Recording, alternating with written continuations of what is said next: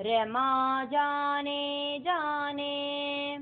यदिह तव भक्तेषु विभवो न सम्पद्य सद्य तदिह मदकृत्वा दशमिनां प्रशान्तिं कृत्वैव प्रदिशसि तदा काममखिलं प्रशान्तेषु क्षिप्रं न खलु भवदीयेच्युति कदा रमा जाने जाने यद् इह तव भक्तेषु विभवः न सम्पद्यः सद्यः तद् इह मदकृत्वाद् अशमिनां रमा जाने जाने यदिह तव भक्तेषु विभवो न सम्पद्य सद्य तदिह मदकृत्वादशमिनां प्रशान्तिं कृत्वैव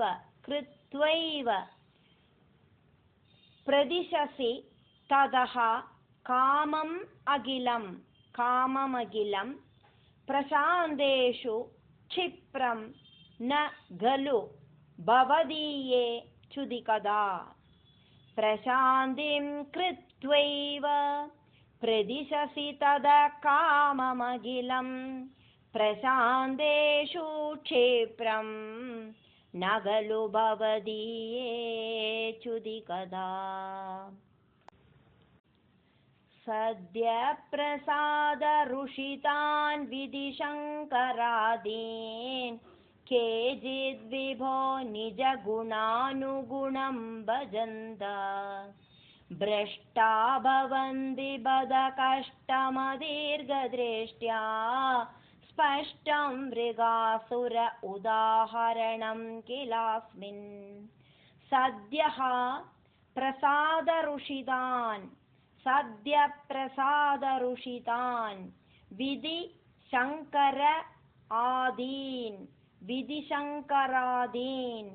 केचिद् विभो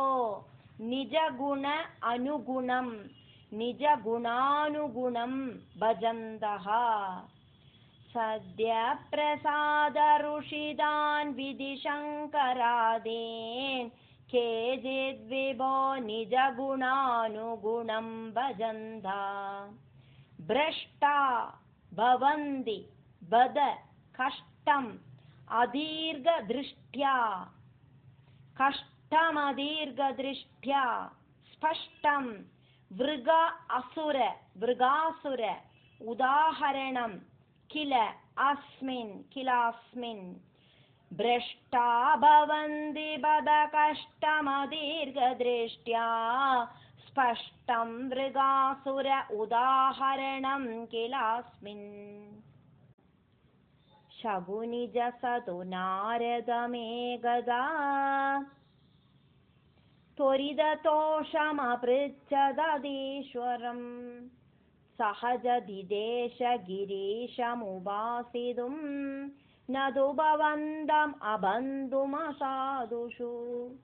शकुनिजः सः तु नारदम् एकदा त्वरिततोषम् अपृच्छत् अधीश्वरं शकुनिजसतु नारदमेकदा त्वरिततोषमपृच्छदधीश्वरं सः च दिदेश गिरीशम् उपासितुं न तु भवन्तम् अबन्धुम् असाधुषु सजदिदेश गिरीशमुपासितुं न तु भवन्तमबन्धुमसाधुषु तपस्तप्त्वा घोरं सकलु कुविद सप्तमदिने शिरच्छित्त्वा सद्य पुरहरमुपस्थाप्य पुरदा अधिक्षुद्रं रौद्रं शिरसि करदानेन निधनं जगन्नाथाद्वव्रे भवति विमुगानां क्व शुभदी तपः तप्त्वा घोरं सः गलु कुपितः सप्तमदिने शिरः चित्वा सद्यः पुरहरम् उपस्थाप्य पुरतः तपस्तप्त्वा घोरं सगलु कुपित सप्तमदिने शिरच्छित्वा सद्य पुरहरमुपस्थाप्य पुरता अधिक्षुद्रं रौद्रं शिरसि करदानेन निधनं जगन्नाथाद् वव्रे भवति विमुगानां क्व शुभदीः अधिक्षुद्रं रौद्रं शिरसि करदानेन निधनं जगन्नाथाद् वव्रे भवति विमुगानां क्व शुभदी मोक्तारं बन्धमुक्तः हरिणपतिः इव प्राद्रवत् सः अद रुद्रम् मोक्तारं बन्धमुक्तो हरिणपतिरिव प्राद्रवत्सोदरुद्रं दैत्याद् भीत्या स्म देवः दिशि दिशि वलदे पृष्ठतः दत्तदृष्टिः दैत्याद् भीत्या स्म देवो दिशि दिशि वलदे पृष्ठतो दत्तदृष्टि तूष्णीके सर्वलोके तव पदम् अधिरोक्ष्यन्तम् उद्वीक्ष्य सर्वं तूष्णीके सर्वलोके तव पदमधिरोष्यन्तमुद्वीक्ष्य सर्वं दूराद् एव अग्रतः त्वं पडु वडु वपुषा तस्तिषे दानवाय दूरादेवाग्रतस्त्वं पडु वडु वपुषा तस्तिषे दानवाय मोक्तारं बन्धमुक्तो हरिणपतिरिव प्राद्रवत्सोदरुद्रं दैत्याद् भीत्या स्म देवो दिशि दिशि वलदे पृष्ठतो दत्तदृष्टि तूष्णीके सर्वलोके तव पदमधिरोष्यन्तमुद्वीक्ष्य सर्वं दूरादेवाग्रतस्त्वं पडु वडु वपुषा तस्तिषे दानवाय भद्रं ते शागुनेया भ्रमसि किमधुना त्वं पिशाचस्य वाजा सन्देहश्चेन्मदुक्तौ तव किमु न करोष्यङ्गुलीमङ्गमौलौ इत्थं त्वद्वाक्यमूढा शिरसि कृतकरशोभदच्छिन्नपादम् भ्रंशो ह्येवं परो वासि दुरभि जगदे शूलिनोऽपि त्वमेव भद्रं ते शागुनेया भ्रमसि किम् अधुना त्वं पिशाचस्य वाजा भद्रं ते शागुनेया भ्रमसि किमधुना त्वं पिशाचस्य वाजा सन्देहः चेद् मदुक्तौ तव किमु न करोषि अङ्गुलीम् अङ्कमौलौ सन्देहश्चेन्मदुक्तौ तव किमु न करोष्यङ्गुलीमङ्गमौलौ इत्थं त्वद् वाक्यमूढः शिरसि कृतकरः सः अपतत् छिन्नपादम् इत्थं त्वद्वाक्यमूढ शिरसि कृतकरः सोऽपतच्छिन्नपादं भ्रंशः हि एवं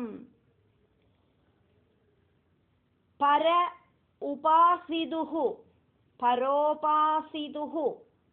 अपि च परोपासितुरपि च गतिः शूलिनः अपि त्वम् एव भ्रंशो ह्येवं परोपासितुरपि च गति शूलिनोऽपि त्वमेव भृगुं किल सरस्वती निकटवासिनस्तापसास्त्रिमूर्तिषु समादिशन्नधिगसत्वदां वेदितुम् अयं पुनरनादरादुदितरुद्धरोषे विदौ हरेऽपि जजिहिंसिषौ गिरिजयादृते त्वामगाद भृगुं किल सरस्वती निगडवासिनः तापसाः त्रिमूर्तिषु समादिशन् अधिकसत्त्वदां वेदितुम् भृगुं किल सरस्वती निगडवासिनस्तापसास्त्रिमूर्तिषु समादिशन्नधिगसत्त्वदां वेदितुम् अयं पुनः अनादराद् उदितरुद्धरोषे विदौ हरे अभिज जिहिंसिषौ गिरिजया धृते त्वाम् अगाद अयं पुनरनादरादुदितरुद्धरोषे विदौ हरेऽपि जजिहिंसिषौ गिरिजया धृते त्वामगाद सुप्तं रमाङ्गभुवि पङ्कजलोचनं त्वां विप्रे विनिघ्नति पदेन मुदोत्थितस्त्वं सर्वं क्षमस्व मुनिवर्य भवेत् सदा मे त्वत्पादचिह्नमिह भूषणमित्यवादि सुप्तं रमा अङ्गभुवि पङ्कजलोचनं त्वां विप्रे विनिघ्नति पदेन मुदा उत्थितः त्वं मुदोस्थितस्त्वं सुप्तं रमाङ्गभुवि पङ्कजलोचनं त्वां विप्रे विनिघ्नति पदेन मुदोत्थितस्त्वं सर्वं क्षमस्व मुनिवर्य भवेद् सदा मे त्वत्पादचिह्नम् इह भूषणम् इति अवादीः सर्वं क्षमस्व मुनिवर्य भवेत् सदा मे त्वत्पादचिह्नमिह भूषणमित्यवादि निश्चित्य तेजसुदृढं त्वयि बद्धभावा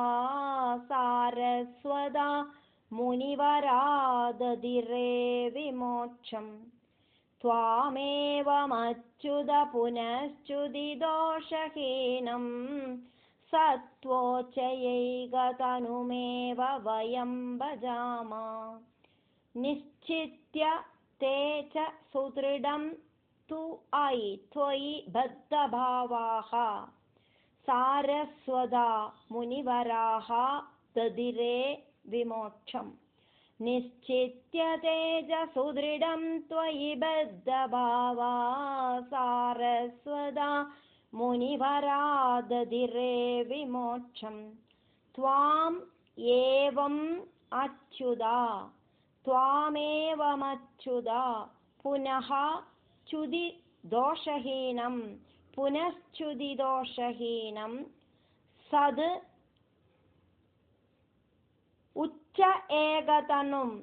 उच्चैकतनुम्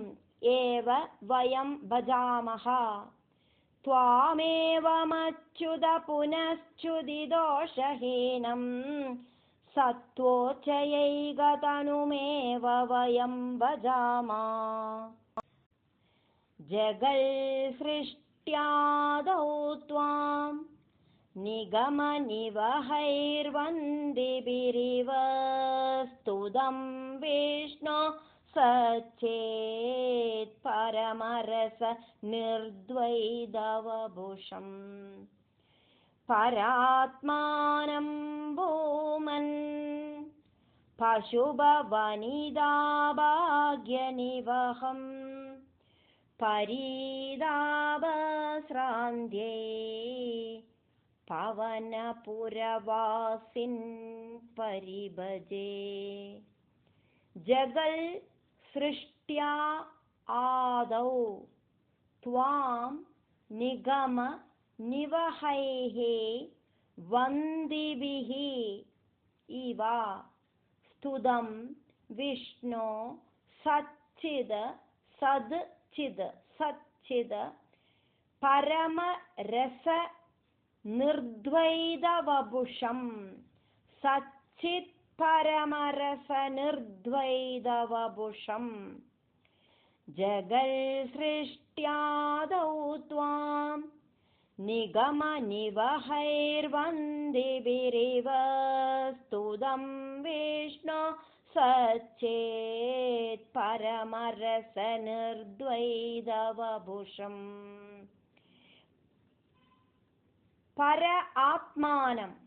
परात्मानं भूमन् पशुभ वनिता भाग्यनिवहम् परीदावस्रान्त्यै पवनपुरवासिन् परिभजे परात्मानं भूमन् पशुभवनिता भाग्यनिवहम् परीदावस्रान्त्यै पवनपुरवासिन् परिभजे।